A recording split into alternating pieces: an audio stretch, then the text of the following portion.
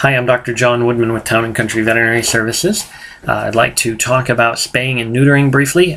Specifically, when do you want to spay or neuter your dog or cat? Traditionally, it was always done around 6 months of age. And nowadays, we're seeing a lot of humane societies and shelters doing it as early as like 8 to 10 weeks of age. So there's certainly a broad range of safety.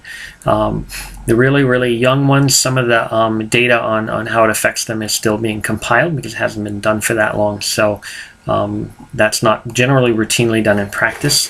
Other reasons are we like to see developmentally how they're going before we step to that level.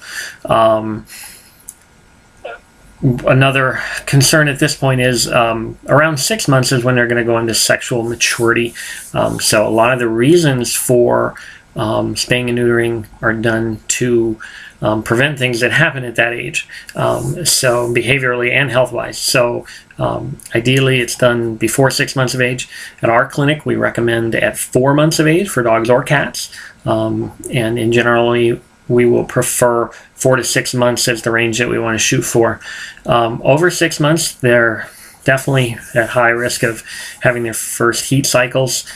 So, some of the impact that has on things with females, it increases their incidence of mammary tumors each heat cycle that they go through.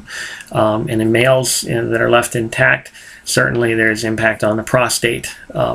So, health reasons why we want to do it before that, not just the traditional behavioral reasons, although those factor into it too. Intact males and females may be more territorial and more apt to roam. So good things to avoid there too. We do not see an impact on growth or on their attentive behavior in things like hunting.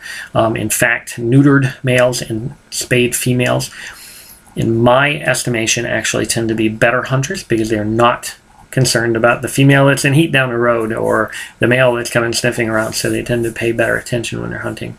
That's just my subjective opinion, but I dare say a lot of people agree with me on that one.